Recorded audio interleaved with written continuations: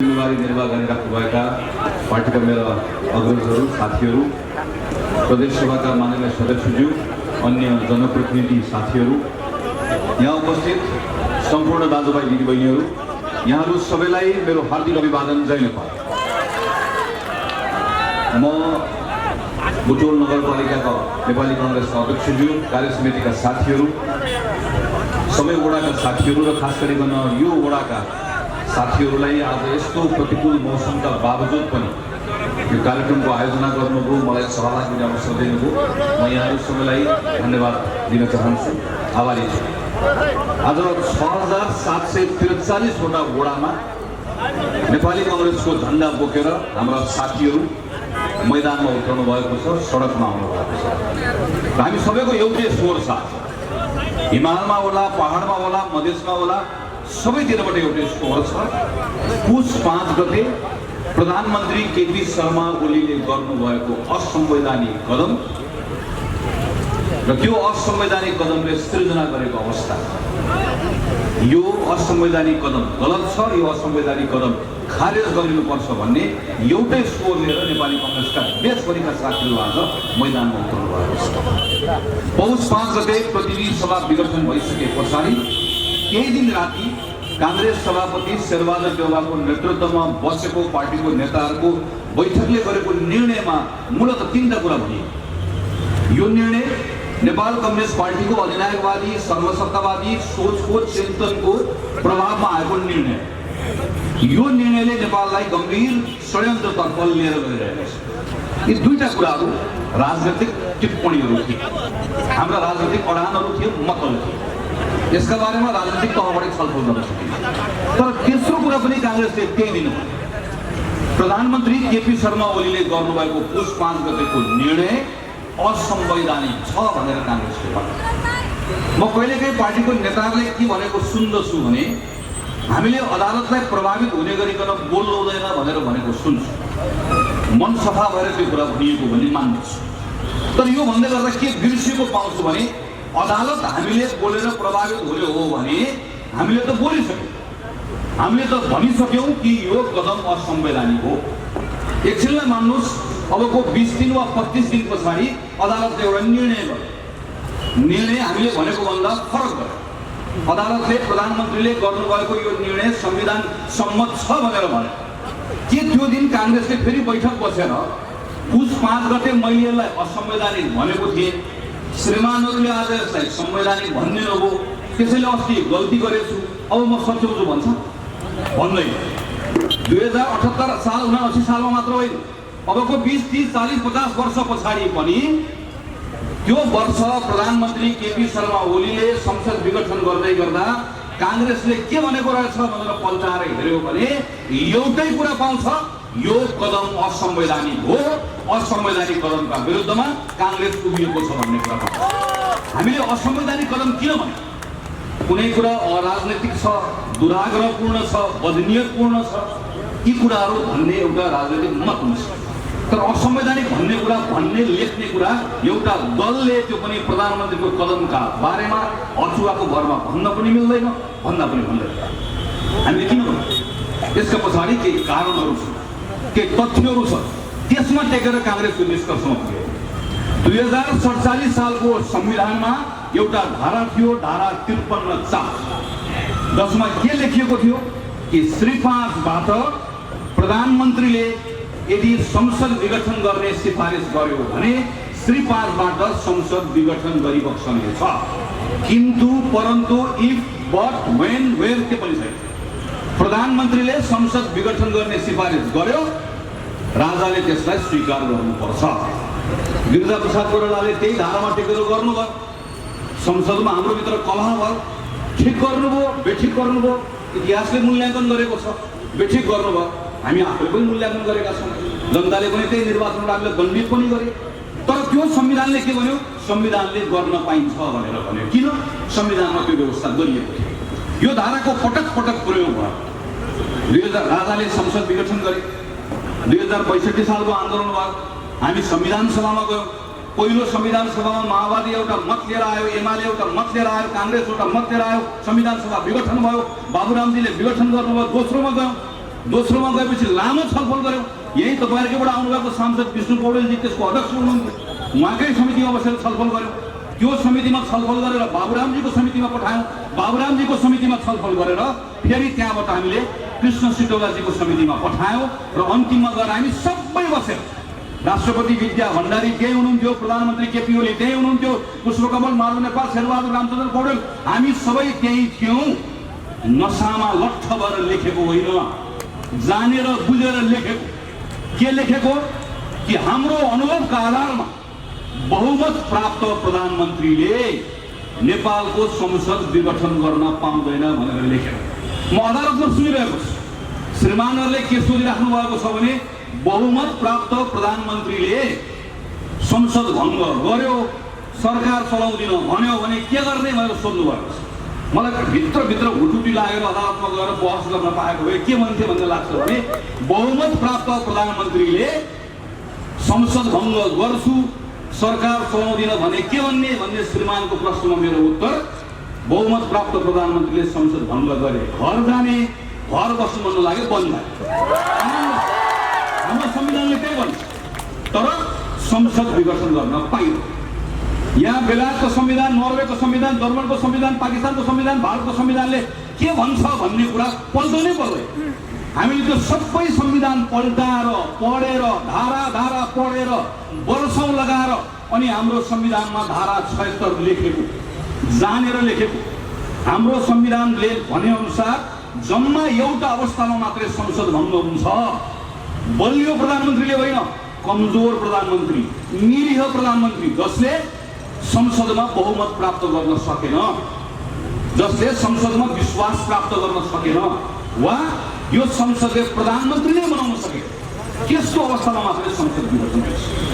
आज त्यसै पूर्व प्रधान न्यायाधीशहरू बोलिरहेका होइनन्, आज त्यसै सबै राजनैतिक दलहरू बोलिरहेका होइनन्, किनकि आज यो बोल्नका निम्ति कसैले संविधान धेरै जान्न बुझ्न पनि पर्दैन। प्रश्नसँग लेखिएको कुरा, देखिएको कुरा, जानेको कुरा, बुझेको कुरा भन्दा त्यस कारणले गर्दा काङ्ग्रेसले भन्यो यो असंवैधानिक। यो असंवैधानिक मात्र होइन, यो सँगसँगै अनधिकृत पनि। कुनै पनि व्यक्ति, तपाईँ यहाँ बस्नुभएको कसैले पनि, तपाईँ एउटा नेपालको नागरिक भइसके पछाडि संविधानले तपाईँलाई जे नगर भनेको छ त्यो नगर्नुहोस्, बाँकी तपाईँले गर्न पाउनुहुन्छ। तर यहाँको वडाध्यक्षले पनि कानुनले जे गर भनेको छ त्योभन्दा बाहेक गर्न पाउँदैन। संविधानवाद भनेको यो, संविधानले जे भनेको छ त्योभन्दा बाहेक सार्वजनिक पद धारण गरेको व्यक्तिले त्यो काम गर्न पाउँदैन। यदि गरे भने के हुन्छ? अनधिकृत हुन्छ। नेपाली कांग्रेसको जिल्ला सभापतिले बुटवल नगरको हाम्रो पार्टीको सभापति आदरणीय खेलराज दाइलाई निकालिदिनु भयो भने उहाँले के भन्नुहुन्छ? तपाईले विधान मिचेर मलाई निकाल्नु हो भन्नुहुन्छ, यो अवैधानिक हो भनेर भन्नुहुन्छ।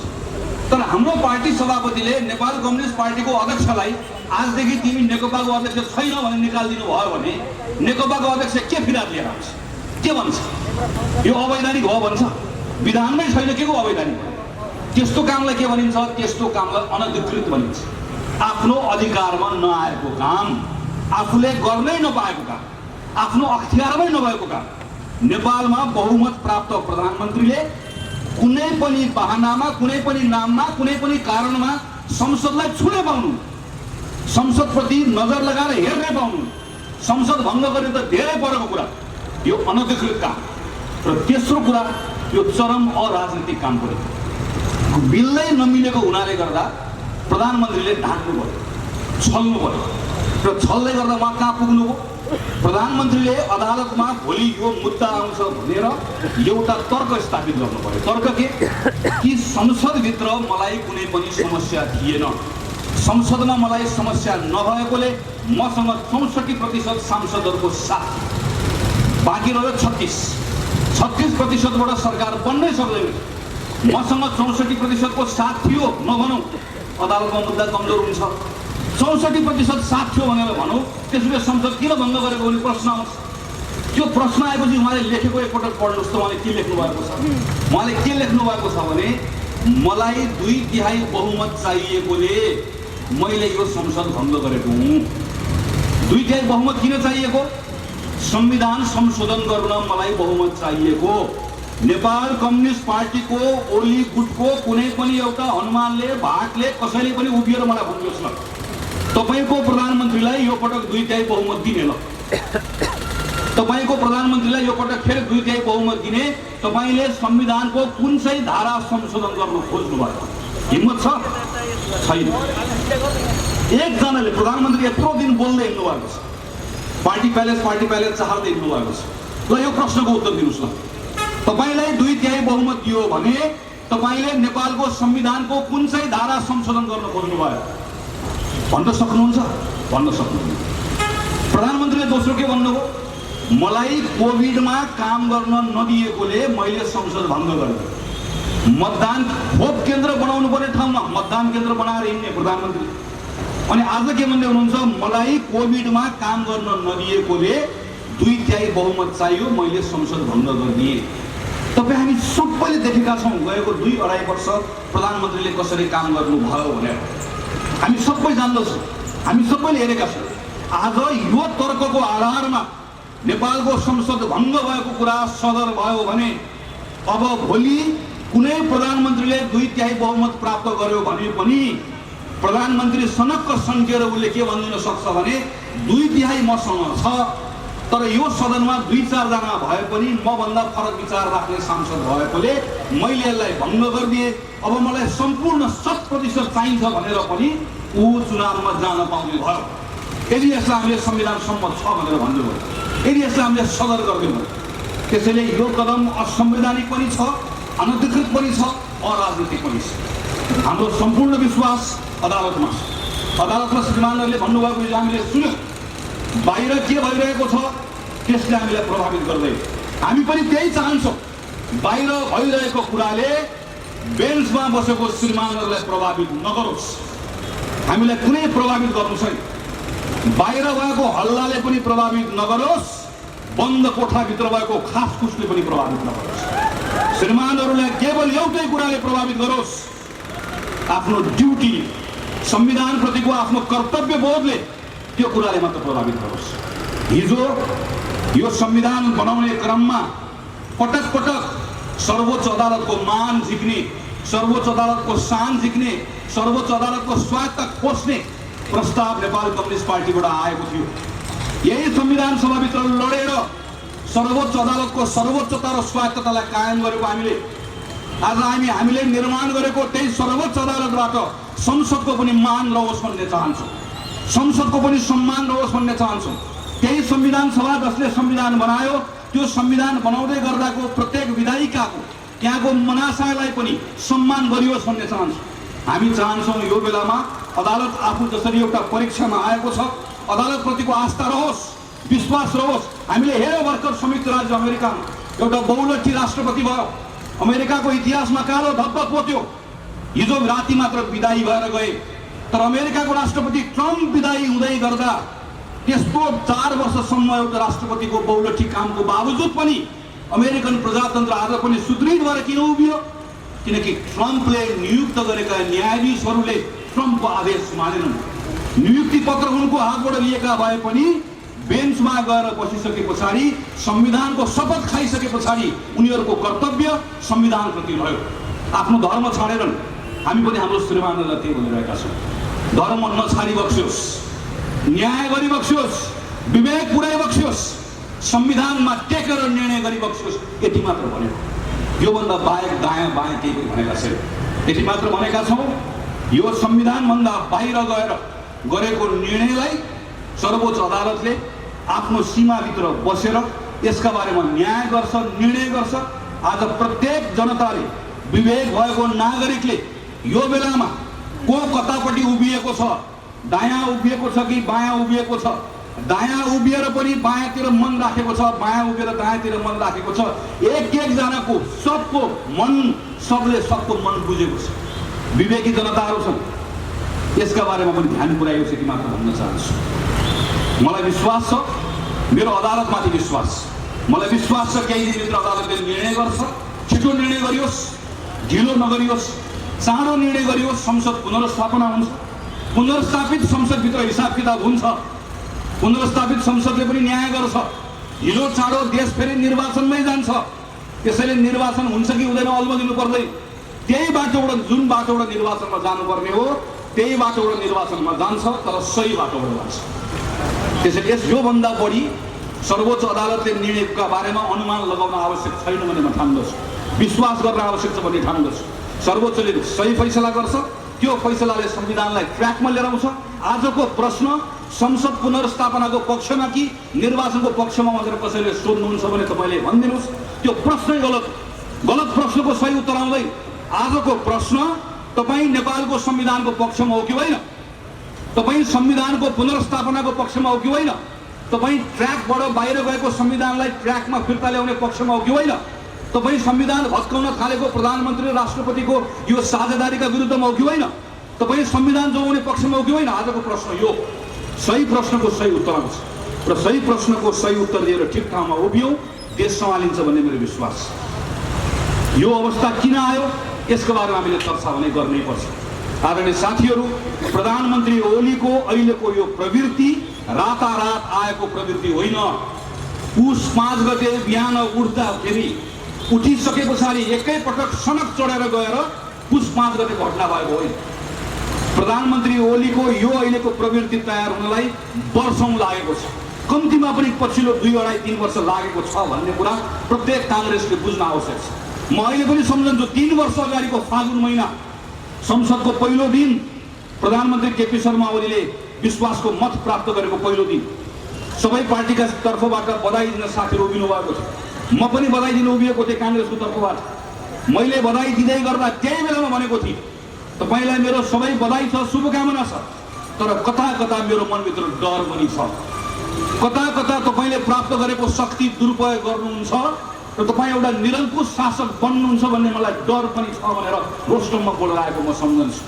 त्यो भन्दै गर्दा मैले लगाएको अनुमान गलत साबित भइदियोस् भन्ने मेरो पनि चाहना छ, मेरो आशंकाहरू थियो, मेरो इच्छा र चाहना त्यो थिएन। मेरो इच्छा र चाहना प्रधानमन्त्री केपी शर्मा ओलीको सरकारले 5 वर्ष काम गरोस्, नेपाली नागरिकको जीवनमा केही न केही बदलाव आएको अनुभूति गर्ने अवस्था बनोस्, अनि त्यो नेपाल कम्युनिस्ट पार्टीसँग फेरि प्रतिस्पर्धा गरेर नयाँ ठाउँमा पुगौँला जाउँला भन्ने थियो। तर कतै कतै मनमा आशंका थियो। त्यो आशंका तथ्यहरूले बिस्तारै ती आशंकाहरूलाई वास्तविकतामा बदल्नु थाल्यो। ती प्रश्नहरू हामी उठाउँदै गयो। केही समय पछाडि अरू कुराहरू पनि उद्घाटन हुँदै आयो कि नेपालको प्रधानमन्त्रीसँग शक्ति छ, बाहिरबाट हेर्दै गर्दा सपना छ जस्तो लाग्छ, तर प्रधानमन्त्रीसँग सपना थिएन। प्रधानमन्त्रीसँग केवल एउटा खोक्रो विश्वास थियो र त्यो विश्वास प्रधानमन्त्रीको मात्र नौलो थियो। संसारमा थुप्रै योग्यता नभएका शासकहरूमा यस्तो सपनाको भ्रम रहन्छ। मैले प्रधानमन्त्रीको साथीहरूलाई एउटा कथा सुनाएको थिएँ। प्रधानमन्त्रीको अहिलेको अवस्था हेर्दै गर्दा मैले धेरै पहिला सुनेको एउटा कथा सम्झेको छु, मैले उहाँलाई सुनाएको थिएँ। एउटा विद्यार्थी कक्षा 4 मा पढ्छ। 4 कक्षामा पढ्ने विद्यार्थी लट्ठक छ। शिक्षकले पढाउँदै गर्दा ध्यान दिएर सुन्दै नेपालीको गुरुले निबन्ध लेख्न सिकाउनु भयो। निबन्धको पाठको बेलामा सुत्यो। गुरुले अन्तिममा गएर पाठको अन्तिममा गाईको निबन्धको उदाहरण दिँदै गर्दाखेरि उठ्यो र उसले सुन्यो, गाई 4 खुट्टे जनावर हो, गाई घर बलुवा जनावर हो, गाईलाई माताको रूपमा हामीहरू हेर्छौँ, गाईको दुध पनि काम लाग्छ, गाईको सबै वर्णन गरेको सुन्यो। घर गयो, परीक्षा दिन आयो। परीक्षामा उसलाई घरको बारेमा सुन्यो। उसलाई निबन्ध थाहा थिएन, तर उसले यति बुद्धि चाहिँ लगाएर उसले के लेख्यो भने मेरो घरको अगाडि ठुलो चौर छ, चौरमा गाई चलिरहेको छ, गाई 4 खुट्टे जनावर हो, गाई घरपालुवा हो, गाईले दुध खान्छ, गाईले घाँस खान्छ। प्रधानमन्त्रीको संसदभित्र उभिएको प्रत्येक प्रश्न, चाहे त्यो जनताको जीवनसँग जोडिएको प्रश्न होस्, चाहे त्यो नेपालको भविष्यसँग जोडिएको प्रश्न होस्, प्रधानमन्त्रीको प्रत्येक प्रश्नको उत्तरमा ठुला पूर्वाधार, कि रेल हुन्थ्यो, कि पानीजहाज हुन्थ्यो, कि काठमाडौँको सुन्दारा हुन्थ्यो, कि रानी पोखरी हुन्थ्यो। 2 दिन अगाडिमा 2-4 दिन अगाडि मात्रै तपाईँको एक क्षेत्रबाट जानुभएको राष्ट्रिय सभाको एकजना सांसद हुनुहुन्छ, मेरो पुरानो मित्र। प्रधानमन्त्रीले के काम गर्नुभयो भन्ने प्रश्नको उत्तर दिने क्रममा राष्ट्रिय सभाको रोस्टरमा उभिएर हेर्नुहोस् त रानी पोखरी बनाउनु भएको, हेर्नुहोस् त धरारा बनाउनु भएको, हेर्नुहोस् त भ्यू टावर बनाउनु भएको। सिङ्गो प्रधानमन्त्रीको कम्पनीलाई देश बदल्ने भनेको यही 2-3 पूर्वाधार भन्दा बाहेक अरू कुनै पनि कुरा हो भन्ने नलाग्ने कुरा मैले अघि उदाहरण दिएको विद्यार्थीको कथा जस्तै हो। प्रधानमन्त्रीसँग योग्यता छैन तर अहङ्कार छ। अहङ्कारी मान्छे अयोग्य छ भने त्यसले डुबाउँछ। पटक पटक संसदमा यो कुराहरू भन्दै आयो। तर यत्रो सबै कुराहरू भन्दै आउँदै गर्दा पनि 2 वर्ष बित्यो। कहिले ठुलो स्वरमा भन्यो होला, कहिले सानो स्वरमा भन्यो होला, तर लगातार भन्यो। यत्रो भन्दै गर्दाखेरि आज यी सबै कुराहरू सुनिएन। प्रधानमन्त्रीले सिङ्गो देशलाई दुर्घटनामा लिएर जानुभयो। यसको दोषीको पहिलो दोषी, प्रमुख दोषी प्रधानमन्त्री आफै। तर प्रधानमन्त्री तयार कसले गरेको? म प्रधानमन्त्रीको पार्टीभित्रको पनि सबैभन्दा नजिकमा बसेका मानिसहरू हेर्छु। तपाईँहरूको प्रदेशको मुख्यमन्त्री हेर्छु, ठ्याक्कै मलाई प्रधानमन्त्रीको फोटोकपी लाग्छ। प्रधानमन्त्रीको भाग यत्रो मुख्यमन्त्री हुनुभएको छ, यत्रो प्रदेशको जिम्मेवारी लिनुभएको छ, प्रदेशका कामका बारेमा प्रश्न गरे पनि उहाँसँग एउटा पनि उत्तर छैन। तर काठमाडौँमा यदि नेपाल कम्युनिस्ट पार्टीको अर्को कोहीसँग छुच्चो बोलेर जुवारी खेल्न जानु पर्यो भने ठ्याक्कै प्रधानमन्त्रीको ठाउँमा उहाँलाई निकालेर तपाईँको मुख्यमन्त्री हालिदियो भने प्रधानमन्त्री भाग 2 ठ्याक्कै तयार भएको जस्तो लाग्छ। म आफै संविधान सभाको अध्यक्ष हेर्छु, संविधान सभाको अध्यक्ष हेर्छु। संविधान सभाको अध्यक्ष जसको नेतृत्वमा हामीले संविधान बनायौँ, जसले पटक पटक सार्वजनिक रूपमा यो संविधानमा प्रधानमन्त्रीले संसद विघटन गर्न पाउने कुनै अधिकार छैन भन्ने कुराको वर्णन गर्नुभएको छ, व्याख्या गर्नुभएको छ, लेख्नुभएको छ, बोल्नुभएको छ, भन्नुभएको छ। अहिले प्रधानमन्त्रीलाई को लाभ छोप्नको लागि तालो बोकेर हिँड्दै गर्दा महाराजले के थाहा पाउनु भएको छैन भने आफू सर्वाङ्ग नाङ्गो भइसकेको थाहा पाउनु भएको छैन। म हेर्छु वरिपरि भएको मान्छे, प्रधानमन्त्रीको वरिपरि भएको मान्छेहरू हेर्छु, वाह प्रधानमन्त्री क्या दौडिनु हो भनेर भन्नुभएको छ। तपाईँहरूले हेर्नुहुन्छ, दौडेको देख्नुहुन्छ, तर खेल दौड होइन, खेल फुटबल। फुटबल खेलको मान्छे गोल हान्नुपर्ने ठाउँमा फुटबल बोकेर बाहिर दौडिएको छ। ए फुटबल फिर्ता ल्याऊ भन्नुपर्ने ठाउँमा कस्तो राम्रो दौडेको भनेर ताली बजाएको मान्छे प्रत्येक दिन देख्छु। प्रधानमन्त्रीको वरिपरि बस्ने मानिसहरूको यो भिडबाट कोही निस्किएन, प्रश्न गर्ने कोही निस्किएन। 2 वर्ष बोलेन, संसदमा बोलेको म सम्झन्छु, पटक पटक मेरो उपहास भएको म सम्झन्छु, पटक पटक मलाई उडाइएको म सम्झन्छु, पटक पटक व्यङ्ग्य गरेको म सम्झन्छु।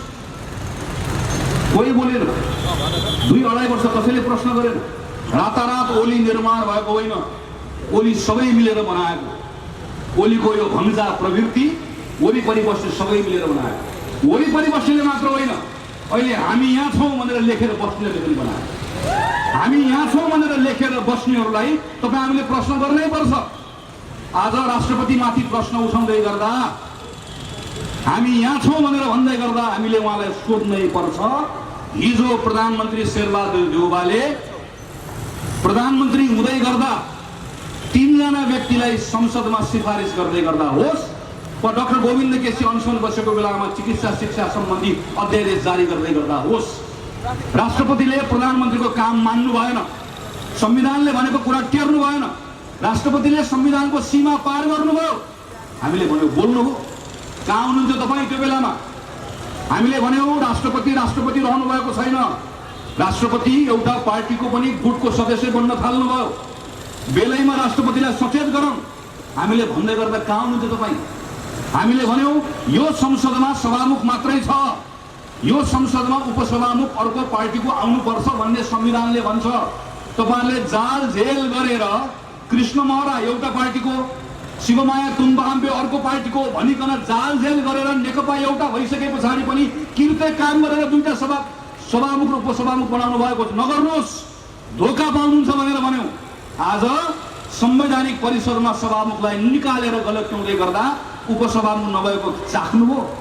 हामीले भन्दै गर्दा तपाईँ कहाँ हुनुहुन्थ्यो? आज तपाईँले सूर्य चिन्ह मेरो लगिदिएला भनेर रोइ कराउँदै गर्दै गर्दा निर्वाचन आयोगमा एउटा उपसचिवको सरुवा भयो भनेर रुँदै गर्दा सम्झनुहुन्छ संसदमा बोलेको? एउटा बहालवाला सचिवलाई प्रमुख निर्वाचन आयुक्त नबनाऊ, भोलि पार्टीको झन्डा बोक्ला भन्दै गर्दा कहाँ हुनुहुन्थ्यो तपाईँहरू? बोल्नुभयो, सुन्नुभयो हाम्रो कुरा, ध्यान पुर्याउनु भयो? यी कुनै पनि कुरामा बोल्नु भयो? हिजो अदालतमा प्रधान न्यायाधीश नियुक्त गर्दै गर्दा अहिले सडकमा आएको तपाईँ युवा नेताहरू नै हो। तपाईँसँग भएको सङ्ख्याको आधारमा सर्वोच्च अदालतभित्र प्रधान न्यायाधीश को बन्ने भन्ने कुरालाई तलमाथि पार्नु भयो। हामीसँग सङ्ख्या, अदालत नचलाउनुहोस्, घाटा हुन्छ भनेको बोल्नु भयो। कहाँ हुनुहुन्छ तपाईँहरू? यत्रो कोभिडको क्राइसिस भएको बेलामा प्रधानमन्त्री बालुवाटारबाट निस्कनु भएन, तपाईँहरू त्यही बालुवाटारमा बैठक गरेर जानुभयो। प्रधानमन्त्रीले डाकेर सिंहदरबार ल्याउँ, संसदको समितिलाई ल्याउँ भन्दा बोल्नुभयो। आज 9 महिनासम्म अस्वस्थ छु भनेर प्रधानमन्त्री बालुवाटार बस्नुभयो। तपाईँ बालुवाटार ढुक्न जानुभयो। आज तपाईँलाई गाली गर्न धनगढी नेपालगञ्ज सबैतिर घुम्दै गर्दा बल्ल स्वाद चाख्नुभयो। तपाईँ कहाँ हुनुहुन्थ्यो त्यो बेला? तपाईँहरू हुनुहुन्थ्यो कहाँ? तपाईँहरू कहाँ हुनुहुन्थ्यो हामीलाई थाहा छ। तपाईँहरूमध्ये एकजना प्रधानमन्त्री केपी शर्मा ओलीले दिनुभएको ललिपप खाइराख्नु भयो। त्यो ललिपप के थियो? कमरेड, हामी दुईटा अलग छ। तपाईँ दाई, म भाइ तपाईँ दाई। आलो पालो गर्ने हो। अरू जस्तो होइन हामी कमरेड। अरूले ट्र्याक्टर चलाउँछन्, हामी त प्लेन चलाउने हो। प्लेनमा दुईटा पाइलट हुन्छन्, कहिले तपाईँ चलाउने, कहिले मैले चलाउने, पालो पिलो चलाउने भन्दै गर्दा मग्न भएर बस्नुभयो। तपाईँमध्ये एकजना कहाँ हुनुहुन्थ्यो? हामीलाई राम्रोसँग थाहा छ। तपाईँमध्ये एकजनालाई प्रधानमन्त्रीले अर्को ललिपप दिनुभएको थियो। यो त माओवादी हो। अहिले काम चलाउन मात्र ल्याएको, मौका आएपछि निकालिदिने हो। हिजोको नेकपा एमाले एक हो। हामी पूर्व एमाले एक छौँ, घाम छाप एक हौँ। भोलि देखाइदिनुपर्छ भन्दै गर्दा तपाईँ त्यो बेलामा तपाईँ जम्मा एकपटक बोल्नुभयो। त्यो पनि कहिले बोल्नुभयो? कुर्सीको रङ मिलेन भन्दा बोल्नुभयो। तपाईँ बोल्नुभयो कहिले? तपाईँमध्ये एकजना कहाँ हुनुहुन्थ्यो?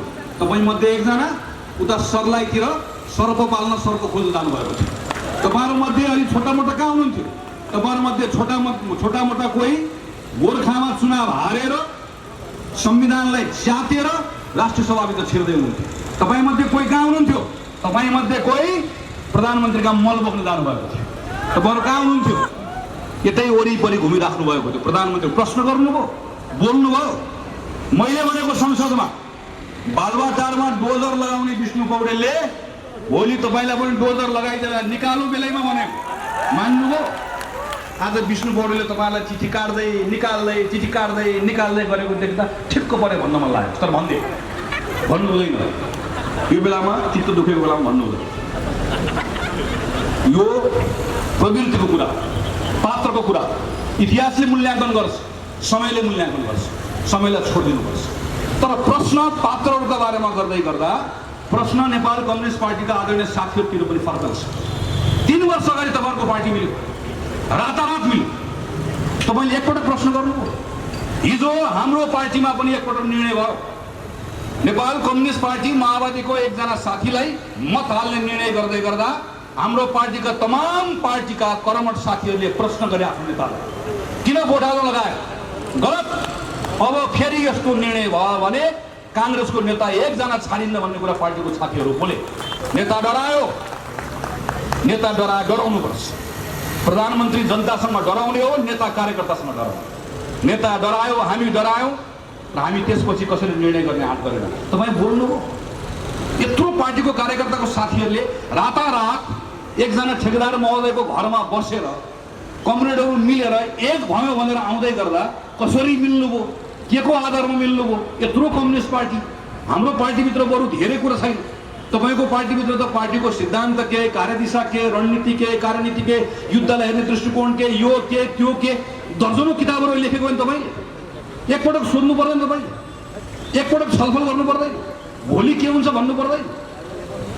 तर एकजना बोल्नु भयो, सबलाई सिंहदरबार चाहियो, सबलाई शीतल निवास चाहियो, सबै कम्युनिस्टहरूलाई चाँडो सत्ताको तातो चाहियो।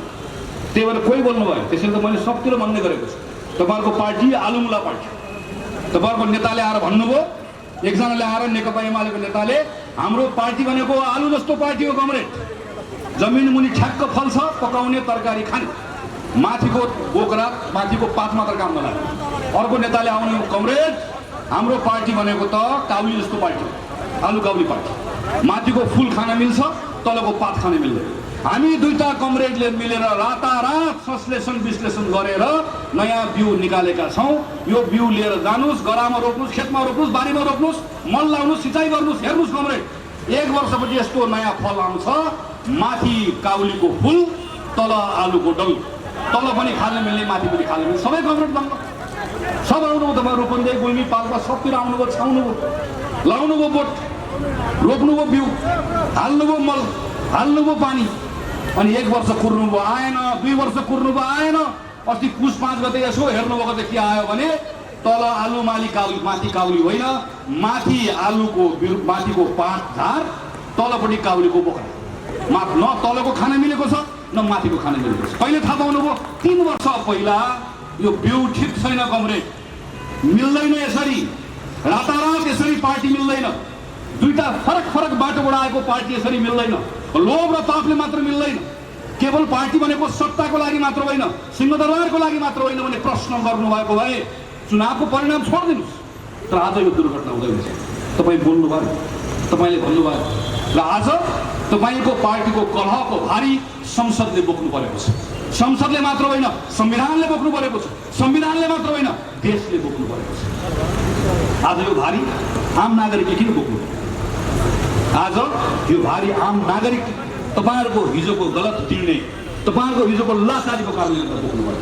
त्यसैले नेपाल कम्युनिस्ट पार्टीको त जुनसुकै गुटको साथी होस्, जनताको बिचमा आएर बोल्नुभन्दा पहिला क्षमा माग्नै पर्छ। जनताले दिएको मतको अपमान गर्यौँ हामीले, जनमतको त्यसको सम्मान गर्न सकेनौँ भनेर माफी माग्नै पर्छ। अनि मात्र बल्ल तपाईँले आफ्नो कुरा राख्न पाउनुहुन्छ। त्यो गर्ने हिम्मत गरिराख्नु भएको छ। तपाईँले एकले अर्कालाई बोल्दै गर्दा, आरोप लगाउँदै गर्दा 3 वर्ष अगाडि के भनेको थिएँ भन्ने कुरा सम्झाउनु पर्दैन। तपाईँले सम्झाउनु भएन, बिर्सनु भयो भने पनि हामी पटक तपाईँहरूलाई सम्झाउँछौँ। आदरणीय साथीहरू, यो सँगसँगै हामीले अर्को एउटा प्रवृत्तिलाई पनि चिन्नुपर्छ। राजनीतिमा हामी 3टा खालका प्रवृत्तिहरू देख्छौँ।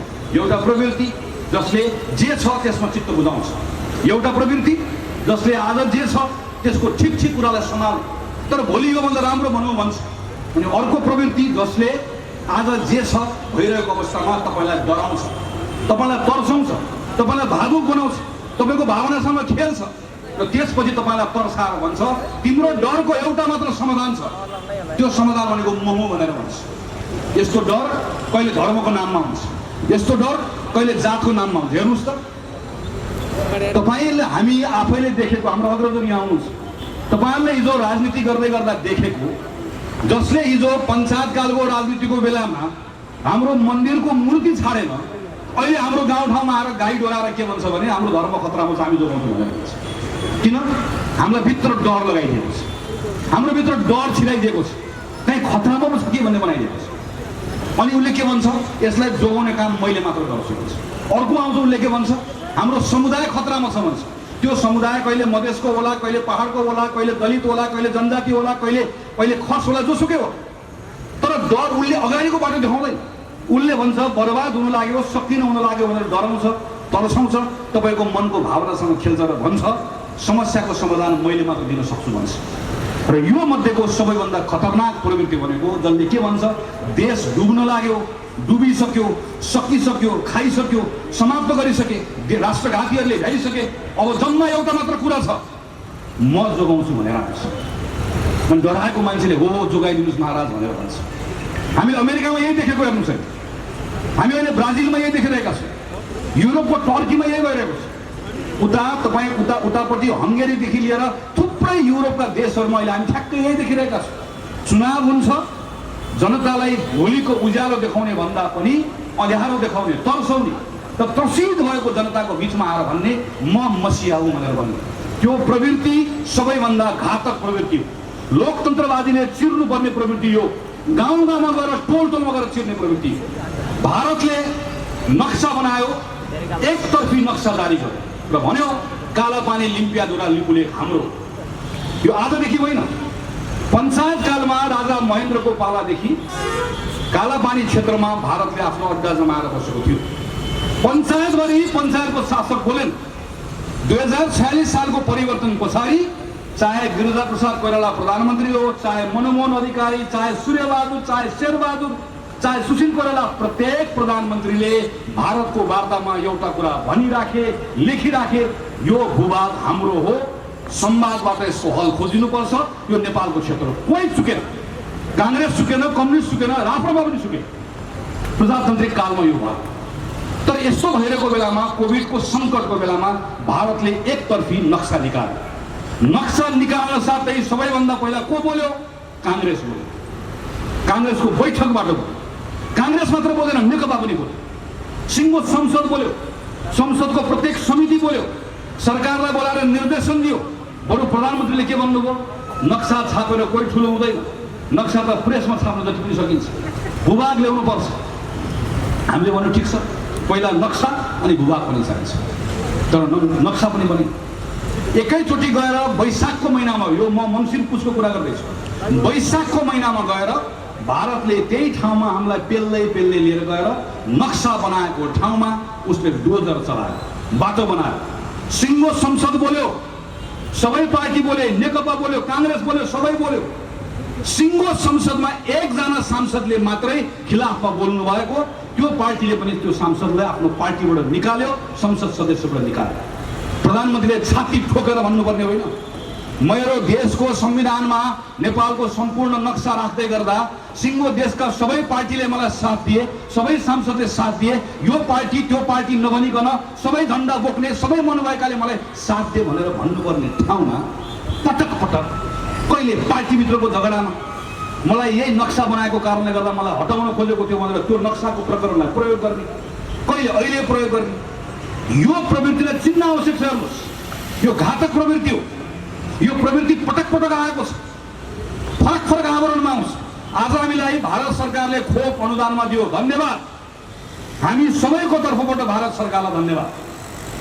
हामी यो बेला हाम्रो मित्रलाई धन्यवाद दिन्छौँ। आजै फेरि अर्को समाचार आयो कि महाकालीमा एकतर्फी तटबन्ध रोक्नलाई भारतले मानेन। खबरदार, हामी धन्यवाद पनि भन्ने ठाउँमा भन्छौँ, खबरदार भन्ने ठाउँमा पनि भन्छौँ। हामी चीनतर्फ फर्केर पनि त्यही भन्छौँ, हाम्रो देशभित्रको राजनीतिमा धेरै नखेल। तिमीलाई हामी असल मित्र ठान्छौँ, असल मित्रको रूपमा हामीसँग व्यवहार गर। नेपालका राजनीतिक दलभित्र आएर नखेल, राजदूत घर घर धार नहिँड, कहिले प्रधानमन्त्रीका कहिले शीतल निवासका नधाऊ। यसले चीनको प्रतिष्ठा नेपालमा गिराएको छ भनेर हामी भन्छौँ। हामी चीनको प्रतिष्ठा उच्च रहोस् भनेर चाहन्छौँ भनेर भन्छौँ। यही होइन हामीले भन्ने, देशको एउटा नागरिकले भन्ने यही होइन, देशको जनप्रतिनिधिले भन्ने यही होइन। तर किन पटक पटक नेपालको राजनीतिक दलभित्रको एउटा नेता वा एउटा नेताको समूह वा एउटा प्रवृत्ति म चाहिँ सबैभन्दा ठुलो राष्ट्रवादी, देशभक्त, यो राष्ट्रघाती हो, यो एजेन्ट हो, यो गलत हो, यो अपराधी हो भन्ने कुरालाई किन त्यसलाई पटक पटक हतियारको रूपमा प्रयोग गर्छ? किन? किनकि तपाईँले थप्पडी बजाउनुहुन्छ, तपाईँले ताली बजाउनुहुन्छ, तपाईँको भावनासँग खेल्छ, तपाईँलाई कमजोर बनाउँछ, तपाईँलाई तर्साउँछ। तर पनि तपाईँ बुझ्नुहुन्न, एउटा टेलिभिजनमा अन्तर्वार्ता लिने मान्छे आउँछ भारतबाट, त्यही अन्तर्वार्ता लिने मान्छे जसले प्रधानमन्त्रीको बेइज्जत गर्दै गर्दा म हो सबैभन्दा पहिला बोल्ने मान्छे, अरू साथीहरू बोल्ने मान्छे। खबरदार, देशभित्र हाम्रा हजार विमति होलान्, तर तिम्रो टेलिभिजन च्यानलमा प्रसारित भएको कुरा खबरदार मेरो प्रधानमन्त्रीका बारेमा बोल्न पाइन्न भनेर लेख्ने मान्छे हामी, बोल्ने मान्छे हामी। आज तिमीलाई मेरो ढोकाभित्र प्रवेश छैन भनेर भन्नुपर्ने ठाउँमा उसलाई बोलाइन्छ, ल्याइन्छ, अनि एउटा सेटिङ अन्तर्गत अन्तर्वार्ता दिइन्छ, सबै मान्छे ताली बजाउँछ। अनि भोलिपल्ट फेरि त्यही गएर दौडिन्छ, उता गएर सगरमाथाको बारेमा प्याच एउटा कुरा भन्छ, सबै रुन थाल्छ। फेरि कति कमजोर हो, मानव त्यसले सगरमाथा लगिहाल्ला भनेर डराएको छ। फेरि खबरदार भन्छ। हामीहरू यो कुराले के देखाउँछ? हामीभित्रको त्यो डरसँग खेल्नका निम्ति नेपालभित्रको एउटा राजनीतिक प्रवृत्तिले सिकेको छ, जानेको छ। यसलाई रोक्नुपर्छ। खास गरिकन म तन्नेरीलाई भन्न चाहन्छु, युवाहरूलाई भन्न चाहन्छु, यसो हुँदै गर्दा के हुन्छ? तपाईँको प्रश्नको उत्तर दिनु पर्दैन, तपाईँको प्रश्नको उत्तर दिनु पर्दैन। तपाईँको जिल्लाबाट जानुभएको अर्थमन्त्रीले यो ठाउँमा आएर उभिएर गएको 3 वर्षमा कतारबाट कति लास फिर्ता भयो भन्नु पर्दैन। इजरायलमा कति नेपाली बहिनीहरू बलात्कृत भए उत्तर दिनु पर्दैन। के भन्दै पुग्छ? नक्सा छ नि, नक्सा भन्दै पुग्छ, ढाड्दै पुग्छ। त्यसैले म साथीहरूलाई आग्रह गर्न चाहन्छु, प्रश्नबाट भाग्न खोज्नेहरूले, कारहरूले यस्तै बहानाहरू खोज्छ। नेपालमा म नेपाल कम्युनिस्ट पार्टीको साथीको देशभक्तिमा पनि स्वीकार गर्दिनँ, म प्रधानमन्त्रीको पनि गर्दिनँ। अस्ति मेरो परराष्ट्र मन्त्री जानु हो, काम चलाउ सरकारको नगएको जो हुन्थ्यो, काम संसद जसले यत्रो काम गर्यो त्यो संसद भङ्ग गरेर गएको परराष्ट्र मन्त्रीलाई हेप्छ नि हेप्छ। तर हेप्यो भन्ने कुरामा ताली बजाइएन, खबरदार भनियो, नोटिसमा लियो, भोलि हिसाब किताब गरौँला भनेर हो। यसरी होइन देश चल्ने भने। तर पटक पटक यो विषय प्रयोग हुने, पटक पटक यसलाई प्रमाणित गर्न खोज्ने, पटक पटक म मसिया भनेर यसलाई स्थापित गर्न खोज्ने यो प्रवृत्तिलाई पनि चिन्न आवश्यक। त्यसैले म आदरणीय साथीलाई आग्रह गर्छु, कोही साथी अल्मलिन आवश्यक छैन। यो असंवैधानिक कदमका विरुद्धमा पार्टी बाहिर आएको छ। मैले अघि पनि भने यो असंवैधानिक कदम हो भन्ने कुरा पार्टीको निर्णय यति हो। असंवैधानिक कदमका विरुद्धमा नेपाली कांग्रेस सडकमा आएको छ, पार्टीको निर्णय यही हो। नेपाली कांग्रेसले यसको प्रतिवाद गरेको छ, प्रतिरोध गरेको छ, पार्टीको निर्णय यही हो। यही पार्टीको निर्णयको आधारमा साथीहरू नअल्मलिकन टोल टोलमा जानुहोस्, गाउँ गाउँमा जानुहोस्। चुनाव हुन्छ कि हुँदैन? हुन्छ। चुनाव समयमा हुन्छ, आफ्नो बाटो समातेर हुन्छ। चुनावमा जित्ने मन राख्नुपर्छ कि मन राख्नुपर्छ? रूपन्देहीको सबै निर्वाचन क्षेत्रमा कांग्रेसको 4 तारे झण्डा यो पटक फरफराउने हो। त्यसमा अलमल छ? अलमल छैन। सूर्यप्रसाद दाईको आँगनमा बसेर शपथ खाएको नि आज हामीले। अलमल छ? छैन। र एउटा प्रतिस्पर्धात्मक राजनीतिमा विश्वास गर्ने पार्टीले हरदम निर्वाचनको तयारी गरिरहेको हुन्छ, हरदम निर्वाचनको बारेमा सोचिरहेको हुन्छ। तपाईहरु त चुनावको बारेमा सोच्नु भयो भन्दै गर्दा आत्तिएर लाग्नु पर्दैन हो। चुनावको बारेमा सोच्छौँ हामी, तर चुनावको बारेमा सोच्दै गर्दा हामीले यति कुरा राम्रोसँग थाहा छ। चुनाव भनेको फुटबल खेल जस्तै हो। अर्कोपट्टिको खेलाडी घाइते हुँदै गर्दा, अर्कोपट्टिको खेलाडीहरू झगडा गर्दै गर्दा, आफ्नै टिममा नमिलेर आत्मघाती गोल गर्दै गर्दा अर्को टिम खुसी हुन्छ। अर्को टिम हेर्छौँ, कोही घाइते छन्, कोही यता लडेका छन्, हामी यहाँ छौँ, हामी त्यहाँ छौँ, सुतेका छन्, उठेका छन्, एकै अर्कालाई फल हानेका छन्, आफ्नैतिर गोल हानेका छन्। देखेर खुसी होला मान्छे, हामी पनि खुसी हुन्छौँ, स्वाभाविक हो। तर यति विवेक कांग्रेससँग छ, फुटबल खेल जित्ने हो, जितिन्छ। तर फुटबल खेल जित्नको लागि मैदान त मागिरहनु पर्यो। पहिला मैदानै मागिरहेन भने खेल्ने कहाँ हो? पहिला मैदान जोगाऊ। मैदान जोगाएपछि जितिन्छ। जाइन्छ कहाँ जान्छ? उहाँहरू सूर्य चिन्ह खोजिराख्नु भएको छ। सबैलाई सूर्य चाहिएको छ, दुईटै नेकपालाई तपाईँले देखिराख्नु भएको छ। एकातिरको सूर्यलाई बादलले ढाकिदिएको छ, अर्कोतिरको सूर्य प्रचण्ड बलेर पोलिटीले बसिन सक्नु भएको छ। त्यही भएर सूर्य जता गए पनि जे गए पनि तपाईँ धेरै चिन्तित हुनु पर्दैन। आफ्नो काम गर्ने, जनताको बीचमा जाने, कांग्रेसको धारणा बताउने, जनताको बीचमा उभिने, एकाकार गर्ने र भन्ने गिरिजा प्रसाद कोइरालाको नेतृत्वमा यो शान्ति प्रक्रिया प्रारम्भ गरेको, त्यसको जगमा सुशील कोइरालाको नेतृत्वमा संविधान निर्माण गरेको, शेरबहादुर देउवाको नेतृत्वमा यो संविधानलाई कार्यान्वयनमा लिएर गएको, अनि राष्ट्रपति विद्यादेवी भण्डारी र प्रधानमन्त्री केपी ओलीले संविधान च्यात्दै गर्दा प्रतिरोध गरेको संविधान बचाएको कांग्रेस यही हो भनेर जनताको बीचमा भन्न सक्ने हाम्रो अवस्था छ। र हामीले भन्ने पनि त्यही, जनताको बीचमा रुने होइन, रुनेहरूलाई कहीँ पनि ठाउँ हुँदैन। हामीले जनताको बीचमा गएर भन्ने हो, प्रधानमन्त्रीले लानुभयो, डुबाउनुभयो, बिताउनु भयो, यो होइन। प्रधानमन्त्रीले लाने कोसिस गर्नुभएको छ, डुबाउने कोसिस गर्नुभएको छ, तर कांग्रेस जिउँदो छ, कसैले डुबाउन सक्छ। हामी छौँ, हामी सम्हाल्छौँ, संविधान पनि सम्हाल्छौँ, संसद पनि सम्हाल्छौँ, देश पनि सम्हाल्छौँ, निर्वाचनमा लिएर जान्छौँ, जितेर आउँछौँ। सिंहदरबार कसरी चलाउने हो कम्युनिस्टहरूलाई देखाउँछौँ, स्थिरता के हो देखाउँछौँ, शान्ति के हो देखाउँछौँ, समृद्धि के हो देखाउँछौँ, स्वाधीनता के हो देखाउँछौँ। हामी गर्छौँ भनेर भन्ने हो, हामी यहाँ छौँ भनेर रोएर बस्ने भयो। हामी छौँ, यहाँ छौँ, कहाँ छौँ? देशभरि छौँ, जनताको बिचमा छौँ, सबको माझमा छौँ। हामी छौँ। प्रधानमन्त्री केपी शर्मा ओलीलाई बालकोट पठाउँछौँ, राष्ट्रपति विद्यादेवी भण्डारीलाई मेरो घर छेउमा बस्नु त चपली पठाउँछौँ, ठिक मान्छेलाई सिंहदरबार लान्छौँ, ठिक मान्छेलाई शीतल निवास लान्छौँ, हाम्रो संस्थाको गरिमा जोगाउँछौँ, संविधान जोगाउँछौँ, देश चलाउँछौँ, सब ठिक बनाउँछौँ भन्ने कुराको आत्मविश्वास पनि राख्ने, जनतालाई त्यो भरोसा पनि दिने। र एक ढिक्का भयो, टोल टोलमा, गाउँ गाउँमा पार्टीको कार्यक्रम सकिएको छैन। पार्टीले सब देशभरिको जिल्ला कमिटीलाई यो सबै कार्यक्रम माथि बनाएको, योभन्दा तलको कार्यक्रम आफै बनाउनुहोस् भनेर भनेको छ। तलको कार्यक्रम तपाईँहरू आफैले बनाउने, टोल टोलमा जाने, गाउँ गाउँमा जाने, सब जनतालाई एकीकृत गर्ने, एकाकार गर्ने र सबका बीचमा गएर भविष्यप्रतिको एउटा आश्वस्त पार्ने काम पनि नेपाली कांग्रेसले गर्छ भन्ने विश्वास राख्दै आदरणीय खेलराज दाई लगायत साथीहरू जसले यत्रो भव्य कार्यक्रमको आयोजना गर्नुभयो, तपाईँहरू सबैप्रति आभार प्रकट हुँदै यत्रो प्रतिकूल मौसममा आउनुभयो, यति धेरै साथीहरू पार्टी प्रवेश गर्नुभयो, नयाँ आउनुभएको साथीहरूलाई पनि पार्टीमा सम्पूर्ण स्वागत गर्दै मेरो आफ्नो कुरा टुङ्ग्याउँछु। धन्यवाद, नमस्कार।